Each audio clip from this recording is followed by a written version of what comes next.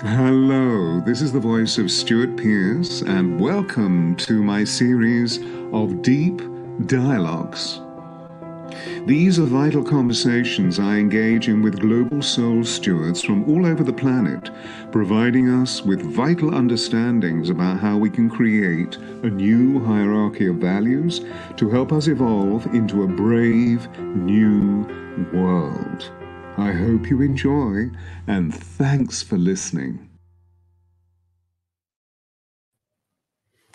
And welcome everybody, particularly our star guest, Anne Baring, who I'm going to reveal to you in a moment, in the sense of sharing her bio.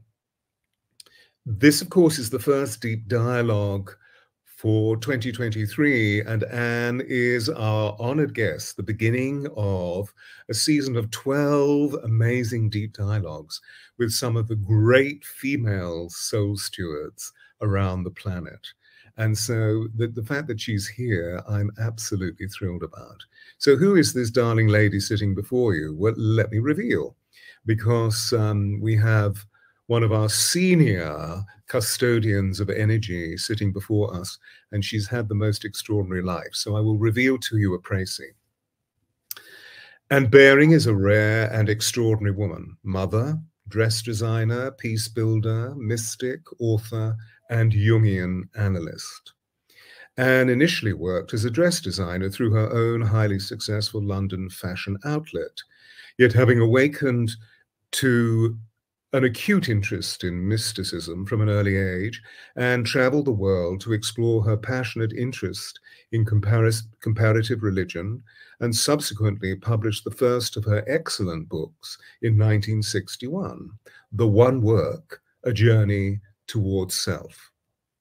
Furthermore, Anne underwent 7 years of training as a Jungian analyst before creating her own practice in 1985 through the auspices of the Association of Jungian Analysts. Now, Anne has taught, lectured, and facilitated many programs around the world, whilst continuing to write brilliant books such as The Myth of the Goddess, The Dream of the Cosmos, A Quest for the Soul, The Birds Who Flew Beyond Time, The Mystic Vision, Daily Encounters with the Divine, Soul Power, An Agenda for Conscious Humanity, 2 of which she co-authored with other outstanding experts, such as Andrew Harvey and Dr. Scilla Elworthy. Anne is a tireless advocate for the essence of the divine feminine and all things in association with sacred contract.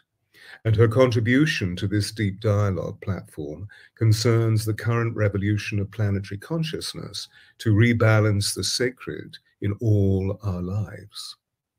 Welcome, Anne Baring. Anne, you've had an acute relationship with the consciousness of soul for many, many years. When did it all begin? It began when I was 11, when I had an out-of-the-body experience, and I felt myself going through something like an umbilical cord I was spewed out into this darkness, and I heard a voice saying, "I am." And I was so frightened that I went back into my body too quickly. I couldn't wait to hear what the voice would say further, but that was enough, actually, quite enough, because it showed me there was a dimension of consciousness beyond this world that I needed to know about and had been introduced to. And the voice, do you have an identity for the voice? It was a male voice. I do remember that. Any hunches of intuitively of who it may have been? Well, I think possibly either it was the voice of a guide or it was the voice of deity itself. I really couldn't say, because I am is the primary statement of deity. Indeed. And the great teachings of the I am discourses, of course, came forth in the early 30s and then the 70s from Saint Germain. So Yeah. You know, the I am discourses, not necessarily in relation to the way that Godfrey Ray King taught them, but in relation to my relationship with Saint Germain, which has been going on for 50 years, is right at the core of my practice, the I am, the great Really I am. fascinating, yes. So I feel that we have great kinship on a soul level. I think we do, definitely.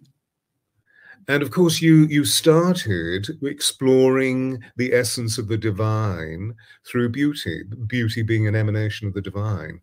And that was extraordinary that you began working with design and clothes in particular. Well, it started when I was 15 or 16 on 2 journeys to Italy that my mother took me on, and I had my eyes open to the beauty of the painting of the Renaissance and the buildings. So that was the first opening. Then I had the great journey to the East when I was collecting photographs of all the great works of art from the museums in everywhere except China, which I had access at the time. So I had, that took a year. So I had an extremely rich background in beauty and love of beauty, which also came from my mother because she was a poet and an artist herself. And so when I came back from the journey to the Far East, I didn't know what to do. There were very few options then for women. You could be a teacher, a nurse, or a secretary. Those were the 3 options, really. That was in 1965, roughly. So then I went into a deep depression, went into Jungian analysis with a very extraordinary man. And then out of that came the release of the first creativity, which was the shop in Beauchamp Place, London, which was called Troubadour, after my favorite period of history, the 12th century in France. And so that's how the dresses, I brought materials from my journey to the East. I used to import wonderful materials. I used to go to Germany once a year to the Great Frankfurt Fair to choose all sorts of materials and trimmings. So that was a tremendous grounding experience, running a shop, having to work with people I was employing, designing, seeing things being sold. It was very exciting, and it went on for 12 years until there was a time, I think, when in the 90s, when there was a problem. I think the price of oil went sky high and everything went sky high. So I closed the shop after 12 years. And I was in analysis then, second analysis with Hella Adler, the wife of Gerhard Adler, who was the editor of Jung's works. And after many years with her, I had a second explosion, if you like, of creativity in writing, because I hadn't written anything since that first book published in 1960. So for many years, there was a sort of deadness in the soul. I couldn't express my feeling at all. But anyway, that analysis released it and was a tremendous boon to me. And then I trained as an analyst. I was invited to train. And then I practiced as an analyst. And I began to give talks. I taught, first of all, at the St. Martin's School in London for 3 years. And then giving many other lectures and talks. I tried to speak about the myth of the goddess, which I met Jules Cashford, who was the co-author of that book, when I was training to be an analyst. She had a dream that she was told to go and see me, contact me, a dream that we had to restore a ruined garden. So she came to my house. We planned the book in 4 hours, and it took us 10 years to write that book while we were training to be analysts. It was very difficult, very hard work, but we did it. And we had wonderful examples of synchronicity all the way through, in which we knew we were guided. And we were like excavating a precious treasure that had been lost for centuries, restoring the image of the divine feminine to our culture. And it all went very well, and it's still selling, that book, I'm glad to say. And then I met Andrew Harvey. Am I talking too much? Not in the slightest. This is beautiful. It's beautiful. I met Andrew Harvey, and we had this very close relationship of deep love, and definitely I'd known him in other lives, and we'd been brought together in this life to write these 2 books together, The Mystic Vision and The Divine Feminine. We should have written a 3rd book called The Sacred Marriage, but we weren't able to because the publisher kind of lost interest. So that was that. But anyway, he's still a friend, and he's been responsible for opening my heart to and my eyes to all sorts of things that I didn't know about, all the great mystical traditions. And that's why we wrote that book together, The Mystic Vision. And then we went on to the divine feminine in different cultures and brought that very clearly to light, I think. Mm. And then I still wasn't satisfied. When, at the end of The Myth of the Goddess, I felt there was further to go. But at that time, 1990, when it was published, or 91, I didn't quite know what was missing. Mm. But then I realized what was missing was my own story and how I had been awakened when, first of all, as a child, through channeled messages, which I haven't mentioned, from my mother, which spoke of a great catastrophe in preparation for the planet if we didn't change course, if we didn't leave these endless wars, killing, fighting, raping, the whole ghastly story of the last 4,000 years in the war sense. If we didn't change course, then we would have had it, so to speak. So that went deep into me at the age of 12 to 18. I took all this on board, and that gave me a kind of grounding for possibly something that had to be done, that I wasn't old enough to know what it was at 25 or 20, whatever it was. It took me a long time until I was really in my 50s to be able consciously to realize what might be coming through this book of mine, The Dream of the Cosmos. And I could see that my whole life had prepared me to write something at a deeper level, which might be of help to people. Because through my own journey, through my own experience, it might give people trust in their journey and to see things that perhaps they hadn't seen before or noticed before. So I delved deep into the great traditions of the world, and Christianity, of course, Hinduism, Buddhism, Taoism, and Islam to a lesser extent, but Sufism in Islam. No, I wasn't interested in mainstream Islam. But Sufism, with the poetry and the marvelous image of the rose garden of the soul, or the rose garden of the heart, these images deeply, deeply impressed me and moved me, and they opened my heart, I would say. So I was able to bring a great deal into the book to do with these religious traditions, spiritual traditions, and to show where they had gone wrong, where Christianity had gone wrong in not teaching people that they carried divinity within them, that they were, in fact, divine beings having a human incarnation on this planet. But we are, in essence, angelic beings, if you like. But we've forgotten that because in getting immersed in the world, we can't remember our origins, unfortunately. But with many people having experiences like mine, these memories are coming back. And I know you've certainly had these memories coming back. So my life has been extraordinary in the sense of a slow unfolding with lots and lots of preparation, grounding in practical things like having the shop, becoming an analyst, training, all that business, which was difficult and at times discouraging because you felt you never would know enough. But one does know enough at a certain point in one's life, and I'm now old enough to know what I'm talking about and to put it out. And, you know, the richness of what you share with us gives immense purpose to the substance of chronology, that we as spiritual beings having a human experience, we know that we are allotted a certain years on this planet. And of course, in our lifetime, Anne, we've noticed that human chronology is expanding and expanding and expanding. And you and I both know that it's not just simply to do with the advances in modern science. It's very much to do with the way that our consciousness is expanding.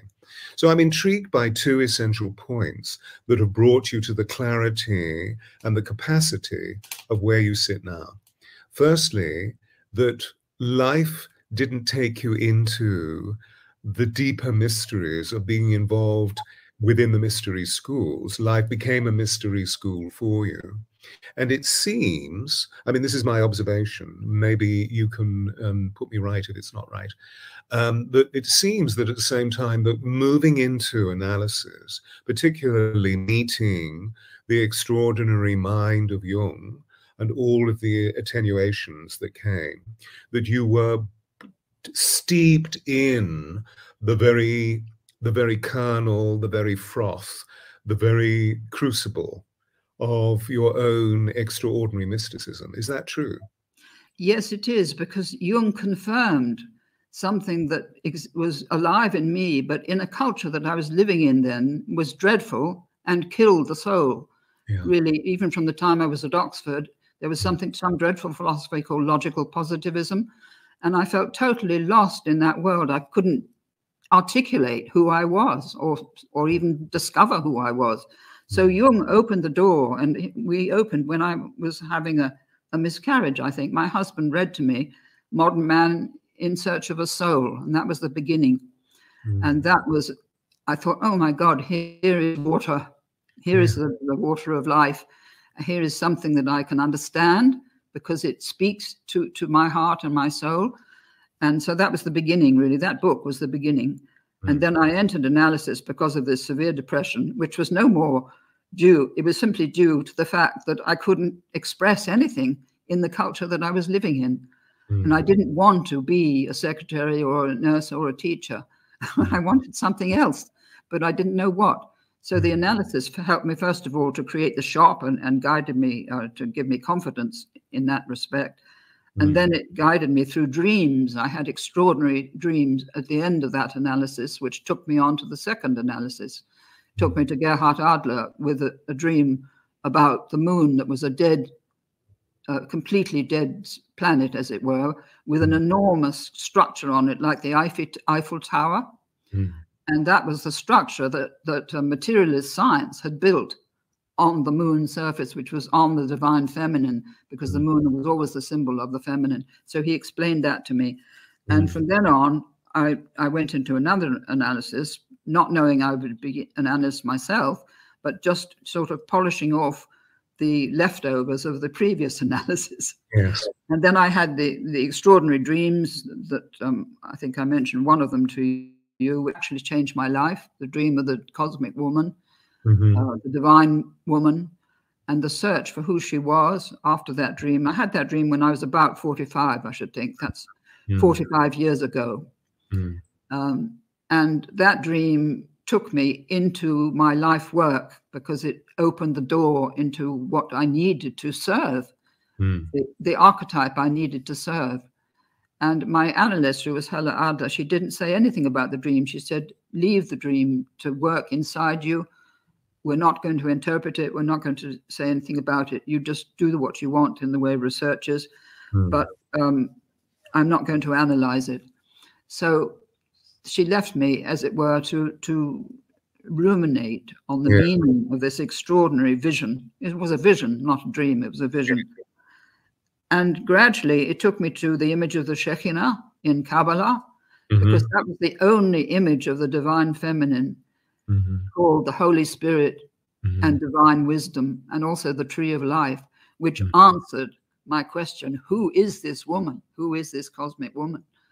And I realized over the years that I studied Kabbalah and everything, that she was the manifestation of the lost feminine aspect of God, of deity. So with that understanding, I could then go forward knowing what I was serving. And my next book, my last book, will be called The Holy Spirit, because this is the feminine aspect of the Holy Spirit that was neglected at the Council of Nicaea in 325 AD, when they formulated the male trinity, leaving out the female altogether. That was a huge mistake in Christianity, but understandable because men at that time couldn't think in any other way. So that's how I came to be in the service of the divine feminine and to define it. This is beautiful. And I would really love to go into the very body of what we've just ended with, your service to the divine feminine, which my whole life is also a cascading function for. I'm in service for the divine feminine. But for those people who are tuning in and who may be in crisis themselves, because after all, you and I know that we look into the world and we see a crisis of self-destruction taking place, firstly within the corpus of the body of the Gaia, and then moving into the dissolution of many of the organizing principles or systems that we have, the governing systems of our planet, right the way down into the fact that we know that suicide is on an increase in the Western world, and of course all the other attenuating facts.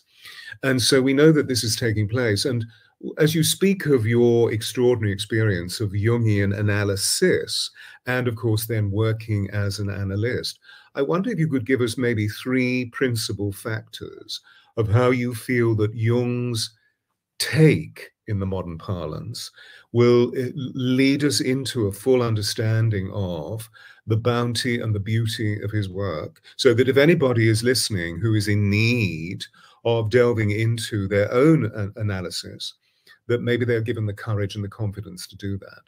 Maybe 3 things that you feel identifies the beauty of Carl Jung's work. Well, first of all, his concept of the unconscious, which is really the concept of the greater soul in which we're embedded. That would be the first thing. Yeah. Secondly, the concept of the self, in which there's a guiding principle within us that is there to be found, so to speak, but we don't know about it until we go in search of it and begin to listen to what he called the voice of the depths, which is so beautiful, or the voice of the soul too. And thirdly, to really rebalance the very damaging emphasis on the masculine archetype by bringing in the sacred marriage, the idea of the sacred marriage between the 2 great archetypal principles in everything that we do, really. And so it's to bring a sense of relationship, first of all, with a deeper psyche, which is if people don't like the word collective unconscious, just use the word soul, the deeper soul, because our conscious mind is like a tiny triangle poised on top of an enormous depth, which we know nothing about. The culture knows nothing about this deeper element in ourselves. So it only interacts with people through the conscious mind. It doesn't know about this deep feminine matrix from which the conscious mind was born, which is so tragic, really. So we go along on the surface of our lives. We have a terrible superficial culture, which no wonder people commit suicide, because there are no values guiding this culture. There's nowhere to look for help. People can't turn necessarily to the old Christianity, because in some sense it's lost its great elan, its impetus. It's been dying for 3 centuries, just like that poem said about the sea going out and the great roar. So they don't look to Christianity. They may look to other religions, but there's nothing in the culture itself to sustain people and say there's more to life than sex, food, and pop music or whatever. You know, there's much more that is neglected. And the reason you feel that you want to end your life is that your life has no meaning. And you have to find the meaning of your life. And I hear you, and the audience that we have who are listening in are also very aware of what you're speaking of. But they are also here listening to us because they're doing something about it, meaning they're firstly healing their own lives, healing being a movement back to wholeness. And at the same time, they're appreciating how they're part of an immense revolution of consciousness that's taking place on our planet that will bring about a shift eventually in the major establishments. Well, I hope it will, but there are very, very great dangers. And those dangers have to do with technology and the control that technology can exercise over us. So one has to be aware that there is an awakening in many ways, which we can see. Greta Thunberg, for instance, is one example of that, but there are many others, great souls who've really taught people for the last 50, 60 years. People like Deepak Chopra in America, many people that I know about. There's David Lorimer, head of the Scientific and Medical Network, who's been my friend for 30 years. Another great soul who's bringing huge expansion of consciousness through the work that he's doing. But as I say, there are dangers because of this technical advance has seduced many people into thinking that we can manipulate the human being, which is regarded as a mechanism, not an organism. We can manipulate this mechanism to improve on it. We can implant it with special, I don't know what the words are, I can't remember now, special implants nanoparticles, that's it, which will then enable us to enhance the human being so that he or she is more intelligent, more extraordinary. What they don't realize is that the universe is not unconscious, dead, without purpose or meaning, but is full of beings of enormous intelligence and wisdom. And to think that we are the only conscious people in the universe is the most ludicrous proposition that has ever been made by man. And to think that we can manipulate something as marvelous as the human being into something better, which we can then control through digital control, is a monstrous idea, monstrous. And it's what we were warned in our messages. They warned about the atheists that would take control of human consciousness. And we would risk destroying everything through a huge inflation, thinking that we were more than we are. But at the same time, we don't know what we are and how immensely rich we are in wisdom and experience through having been on this planet for countless times. So there is a battle going on. I don't like to really put it in those terms, but it's coming to a head, I think, over the next 10 years. And I tremble for my daughter and grandson because I can't explain to them what's happening. They're both dyslexic, and it makes it very difficult. They don't read, so they can't really learn through reading like I can and you can. Well, there are audio books, Anne. There are audio books. Audio books. Yeah, but they haven't got the time. They're both up to their ears in earning their living, and there is no time. That's one of the things about today's life, that there's so little time. Well, you and I know that we can always carve out time if we wish to. If we wish to, yes.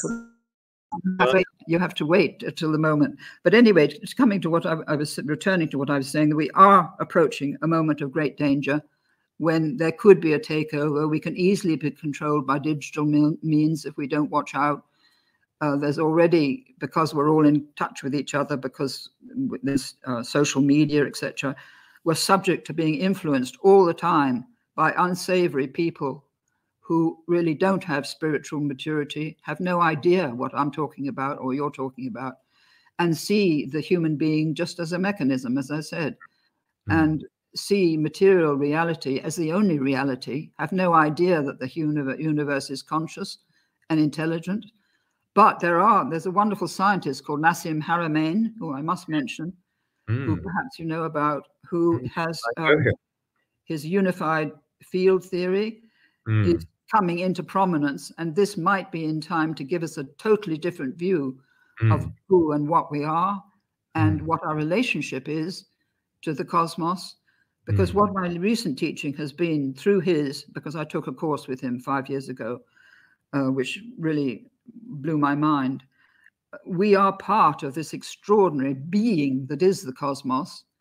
We are individual particles or tiny little elements in it, but nevertheless, we are part of that divinity that we've been worshipping for 2,000 years as something completely separate from ourselves.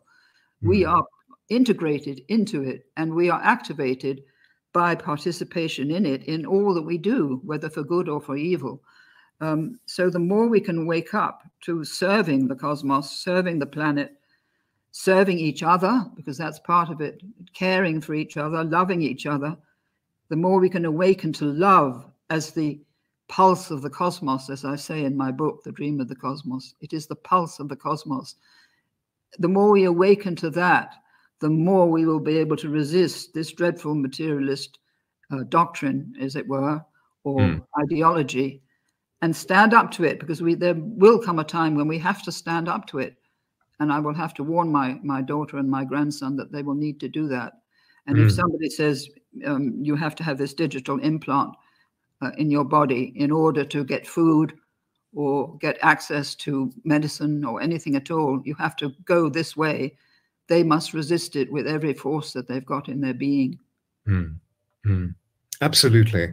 And as we saw through the global pandemic, which we, of course, know was brought about through insidious means, that many people were awakened as a result of the experience of what was called the global lockdown, which I prefer to call the global stillness. global peace.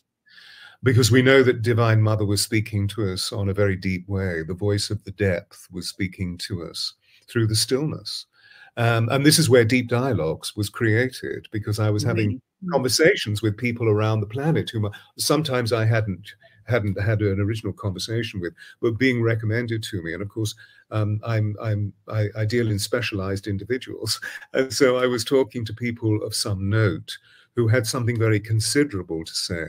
And what I noticed after the first few conversations is that there was a totally different vibration about the way that we were sharing information with one another, that many of these very lofty individuals who were quite cerebral were really speaking from their hearts. And that's why I chose to create this platform. You are the 101 guest. That's why it's called Deep Dialogues. Moving into something which is very deep, not just from a cerebral point of view or from a cognitive point of view, but from the intuitive and therefore also the physiological of what can we be within our bodies. And so the point that I'm really nudging us towards is in relation to all the extraordinary information that we're given today through heart math, about the fact that the heart has an energy field 5,000 times greater than the human brain. And that if we can stimulate our hearts, which many people around the planet are, that we can purify our physical vessels and our emotional bodies, and therefore begin to make choices that are valiant about moving forward through the revolution of what I call the revolution of the empaths. Yes, absolutely. And it is happening. And it was, as you say, due to that silence that or the stillness. I used the analogy of the Sleeping Beauty story to say that the whole court of humanity was put into a deep sleep, a deep trance, and then is beginning to awaken through the arrival of the prince, which is the higher consciousness, if you like, breaking through that hedge of thorns, which are all the false beliefs that we've been fed for thousands of years, to treating us as just nincompoops, really, controlled always by authority, a high authority of government or religion. So now we're finding our voice, we're speaking to each other, as you say, and we're discovering this intuitive wisdom, which was always there, but had no access. I mean, we had no access to it because there was no way, except through joining a mystery school or something like that, no way of living it in the world without possibly being burnt at the stake by the Inquisition, like Giordano Bruno, who was one of the greatest teachers of the Renaissance. You know, that was the fate of people like you and I. We would have been burnt many times over.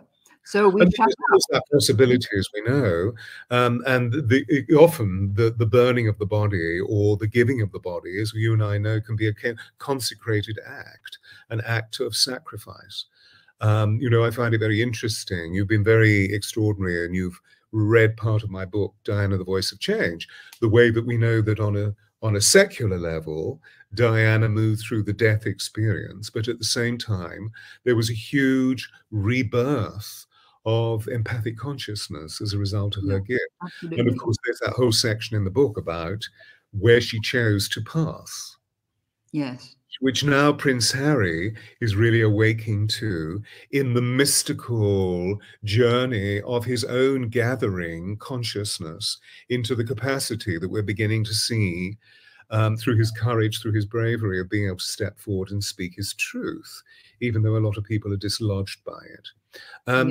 There's a question apropos what you and I truly believe in, which is the fact that the divine feminine has been suppressed for thousands of years. And now we're reaching a point where many women are awakening, or many men are also awakening. Yes, definitely. The espousing of this extraordinary testament. There's a wonderful Japanese proverb that says, when the women's voices are aroused, the mountains move. That's lovely. And so I'm encouraging women to really open their voices to speak their truth, but not in some metallic, cerebral way of really deepening their bodies so that they feel the weight and the gravitas of their voice coming right through their hearts. You have been surrounded by this close connection and intimacy of the divine feminine for so many years. She has a very specific message for us at this time, it seems. And I know that you're in interpretation of that message. If you were to boil it down, synthesize it rather than boil it down into 3 major precepts, what do you feel Divine Mother is saying to us? She's saying to us, love each other, drop all the resentments, the hatreds, the jealousies, the envies. Secondly, love the earth, love the place where you are, what you're surrounded with, whether it's whether you're in the country or in the city. Have a place where you're in touch with nature, even if it's a little plant or something in your room. If you live in a city, if you're in the country, go out into nature and speak to nature. Look at it with different eyes, speak to it and listen to what it says to you, because that's where the Great Mother will speak. And then in your dreams at night, ask to be guided by whoever is helping you to take this path forward, guiding you to whatever your work is in life, your true work, where you can express your heart and express your soul. Trust that guidance. It may come in strange ways, may take time like it did with me, but it will come if your focus is on the divine, not the divine we've been taught, not the Savior in Christ, but the divine feminine as Mary Magdalene, if you like, the true partner and wife of Jesus, or Yeshua, as his Aramaic name is. The fact of their marriage has been completely suppressed, but she belongs with him as the great teacher of this age, once we become aware of it.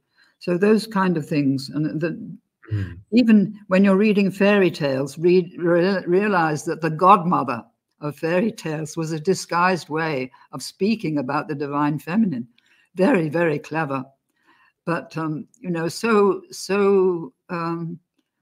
brilliant, really, that she was brought into fairy tales as often the redeeming feature, like Cinderella, for instance. Beautiful, thank you. That's a wonderful, wonderful spread. And of course, we're able in receiving your wisdom, we're able to also participate in the space in which you just moved into the voice of the depths and shared with us from the deeper part of you. Deeper part, yeah. And of course, you speak from a wealth of wisdom and experience. I speak that very precisely in the sense of that we both know that wisdom is embodied experience that is moved in the pathways of truth. Many of our people listening in may be also feeling, what can I do personally to embrace the richness of what you share in a very practical, in a very ordinary way, in a very earthy way? I don't know if you can make perhaps 3 suggestions. I think really, I was thinking what comes to mind is an animal. If you have an animal, just loving the animal, stroking the animal will put you in touch with nature and with love and caring for whoever you care for, maybe elderly parents or children in your life. That is very important, because women have always been the carers of society for the old and the young, and they still are. There's nobody else to do it. The fact that the NHS is in such a terrible mess is the fact that the feminine has not been valued, and nurses have not been valued as highly as doctors, and all sorts of reasons why it's in a terrible mess. But it's in a mess because it has the wrong foundation, as it were. It needs to be reconstituted on a different foundation altogether. But anyway, loving each other, caring for the life around you, taking an ecstatic appreciation of life, perhaps just once a day, in anything at all. For instance, this morning I saw a barn owl flying across in front of our kitchen window. That was an ecstatic experience. I don't know the barn owl, haven't spoken to him, but the fact that he flew in front of my window was a divine message for me. And it Yes. would have been, in a goddess culture, it would have been recognized as such, as a message from the Great Mother. So that sort of thing, find the ecstatic in the everyday, but don't neglect the everyday, because that's vitally important for your being on this planet. You can't, you have to be in the everyday experience of life and relationships. It's important to emphasize the word relationship, because that is what's been missing, and that's what's missing in our values, which are non-existent. I mean, where is wisdom today? Where is beauty? Where is love? It just is, they aren't there, but we can create them. And the few people on the planet that you mentioned, and yourself included, and me too, I think, we are channels between earth and heaven, bringing through this great love. As I said, the pulse of the cosmos. It's nothing to do with belief. It's experience of that love that matters. That's an extraordinary statement. The experience of love rather than belief. And the substance of what you refer presumably is to do with the fact that belief has become a property of the intellectual domain rather than the experience that quakes and that moves and that deepens and that steeps us into the awareness of the great Shekinah, the great cry or whisper of the Divine Mother. Yes, but it used to be like that in the Middle Ages. There was this devotion. That's how the great cathedrals got built, and are full of that wisdom and that beauty and that marvelous experience. But they've faded in the last 3 centuries. Religion has faded in its power to really move people, and it hasn't been teaching the right things. It hasn't been telling us that we are immortal beings with divinity in every pore of our being. It hasn't taught us that. It's put all divinity onto the figure of Jesus as the savior, and it hasn't taught us that we need to become the saviors of our own soul. And when we become the saviors of our own soul, we can save other people's souls. It's not a question of belief at all, but a question, as I said before, it's a question of love and relationship and knowledge, because you're bringing this new knowledge to the planet, that we are immortal beings and that we're here for a purpose, to love the planet and to serve the planet's life. But it's a crucial choice of words that you've drawn us to, the suspension of belief and moving into the deeper experience. So we're moving away from the temporal domain of the cognitive, of the intellect, because it's become misused. You and I both know that the mental body is crucial as a compass. But if it's actually steeped in dogma, which is referring to, and the controlling mechanisms of the masculine, it ceases to be useful to us, because all we're doing is responding constantly to the control mechanisms, which, of course, as you and I both know, do not expand us, they contract us. They contract us, yes. But we're moving into the deeper experience, as you were saying, of the sensual, the sensory, the deeper awareness of how feelings will lead us to the avenue of whispers that the Divine Mother produces, or the Divine Feminine produces. We're onto something really unique. Your wisdom in sharing us with these very practical mechanisms are absolutely beautiful. What I've noticed, I wanted to come to the substance of compassion, because it feels to me that, going back to what you were saying earlier about learning forgiveness, and when we learn forgiveness, we heal the revenge body deep within. And as a result of that, we cease being defensive, cease being reactive, and we start being responsive. Compassion is right at the very core of the substance of your work. And I wonder if there was anything practical that you could recommend to us about how we can move forward in our lives to experience compassion in the deep way that you experience it.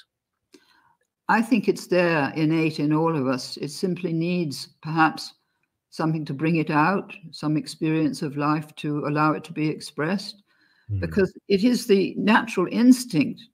I mean, if you see somebody being swept into the sea or something, we know the first instinct of people is to try and pull him out. Even a dog, people will throw themselves into the water to rescue a dog. I mean, there's so many examples of compassion in our history and in our experience. I mean, look at what's going on in Ukraine. It's full of compassionate acts there. And in the midst of the most horrific barbarism, there are these marvelous expressions of compassion that people, we hear about them. People say something and we hear about it and we're moved to tears by it. And also the great impulse to help the people of Ukraine, to bring them into this country, to help them, to give them some way of surviving here, and to help them by giving them the machinery of war, which I don't approve of because I detest the whole concept of war. But there are times when you have to help, and the compassion will be leading there, the compassion for suffering. And in our own country, we're in a most awful mess. And the mess has come about because of too much domination by the literal left hemispheric mind and too little relation with the imaginative right hemisphere of the mind, as Ian McGilchrist, the great psychiatrist and philosopher, has told us and explained exactly what's happened over the last few centuries, that we've shut down the right hemisphere. So we have to bring back that contact through our heart, through what heart-mouth is doing, moving from the head to the heart, and bringing the heart into as many dimensions of our experience in our culture as we can. And if there's, how many millions? 65 million people in this country. Even if a tenth of them lived more through the compassionate heart, that could change the whole country. The whole country is dying of soul loss. It doesn't know it has a soul. It doesn't know that it's a marvelous creation, as it were. And it's sunk in depression. And the depression expresses itself in strikes, some of which are quite justified and others are not so justified. But the nurse is certainly justified. And it needs a rethink, putting compassion and wisdom at the very heart of whatever we do to improve this poor country, which was once great, but is no longer. It calls itself great, but it is not great. It's sunk in a depression and it needs help. It needs some help from Jung and other people who can diagnose the problem and also give the remedy, which, as you said, is compassion at every level, in every kind of way, and expressing in our lives to the best of our ability. This is beautiful. And so I hear on the edge of your breath that you are evoking us to compassionate acts, and that maybe what we need to do is literalize this. In other words, we need to decide that we can commit ourselves very openly in an organized way to 10 compassionate acts a week. This could be holding a door open for someone. It could be looking after a senior citizen in our location, in our locale. By the way, I've never actually introduced myself. Do you have windows that I could clean? You know, can I make you a cup of tea? Are there groceries that I can get for you? Or et cetera, you know, helping somebody. I was very quickly doing some grocery shopping this afternoon because I realized my larder was bare. And there I was holding the door open for a lady who was obviously having huge difficulty. So I helped her with her grocery shopping into the cab. And then she said, do you think you could possibly come with me to my home? And fortunately, because I knew I had a schedule to keep to, fortunately, she lived very close to where I am in Chelsea in London. And so I was able to go to her home and dispatch all of the groceries into her home and say, I want to stay for a cup of tea because you're a honey, but I need to go. So may I come back and see you again? You know, she said, you're an angel. Well, you are an angel. And that's, I know that, but my niece said to her taxi driver, just out of the blue, she said, I love you. And the taxi driver said, that's fine. I feel it too. So, you know, one can make these statements if one likes. I love my niece's husband, and I was going to write him a love letter saying, I just think you're absolutely wonderful as what you've done with your life and who you are. And I talked to maybe the gardener who comes, and I said to him, you mustn't forget that you have a soul. and that your soul will guide you. So I say things like that, which are out of compassion. He looked a bit startled, but he took it all in. I'm not worried about that. And I think you can find, as you said, just opening the door and then helping the woman with her groceries. There are many, many things that one can do. Once one becomes aware, then things will come to one to do. Because you get on that level, and then you are drawn into the act of service, whatever it might be, or the act of help, because you're more aware that you can give that service, and that people will come to you asking for help, perhaps like that woman did with you. But it's such a lovely change of attitude to life. Instead of just getting through the struggle of each day, you can look forward to who you're going to meet and who you might help. And who knows, and also that feeling of love will come up with practice. It becomes something that is there, which can grow and can be fed and nourished, as it were. You didn't know perhaps that you had that capacity before, but it's something that can be nourished and grown. And I've found that in my own life, because I used to be quite difficult, really, rather grumpy. And now I'm really full of happiness. I have a very happy marriage with a man whose strength is fading because he has terrible trouble with his legs and his back and can hardly walk. So that invokes my compassion every day in doing things for him and cooking him meals and getting food that he likes, and which is chocolate mousse mainly, and that sort of thing. So there are opportunities there all the time. And that opportunity for me is to look after my husband, who's 92 yesterday. So we're there together. I gave him a lovely birthday card, which said, we've been together a long time and we're getting rather grumpy and old, but I'll love you forever. It's such a lovely card to find in a shop specializing in that kind of card, and to be able to give it to him, and it made him laugh. And these two little teddy bears were together on the card holding hands. This is beautiful, absolutely beautiful. And it sort of brings us, and full circle, our hour, unfortunately, has come to a point of closure.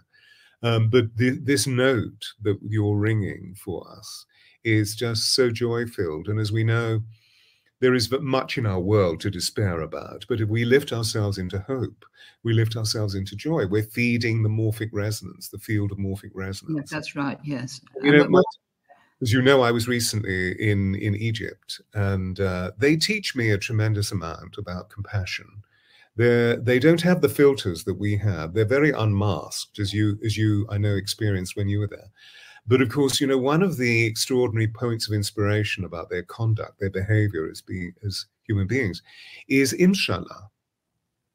Yeah. That it seems to me, other than namaste, that this is the only culture that actually has hope in everything. There is always hope. God willing, there is hope. So everything is punctuated with inshallah, inshallah, inshallah. I just think it's absolutely exquisite. So we end on this note of hope is in everything. Spem in alium. Spem in alium. That's my favorite piece of music that I want played at my funeral. Well, I please, whoever is listening, hear this. Do you know that I wrote the whole of my first book, The Alchemy of Voice, listening to that continuously? Really? Well, I think that's the most marvelous. That probably was the leading experience of your life. Totally. It's the most extraordinary piece of music that I've ever heard. Yeah. And it was, I started writing it just as I was beginning my stewardship of Shakespeare's Globe Theatre, which I tended to for the 13 years that I was there. Until again, the power that we talked of, the darker power took over, and unfortunately it's changed from being a palace of grace into something else. But it will live on and be powerful. We live and we leave on a note of hope. And Baring, this has been an extraordinary conversation. Thank you so much. And to all you people, sorry. Just to thank you so much for giving me this opportunity of speaking. It's very good for my being and my heart. It's lovely. Well, I have a notion which I'd love to express to you, but I'm going to say goodbye to everybody listening, and then please stay where you are, which I'd just love to entertain you for a moment or two after our conversation. So all of you people listening in, thank you so much for being here, and I send you much love, which I know Anne is doing as well. Namaste, namaste, namaste. Please tune in next week because we have the great Suzanne Giesman, who is going to be with us, and she has an extraordinary story. Much love, much love. Thank you, Ryan.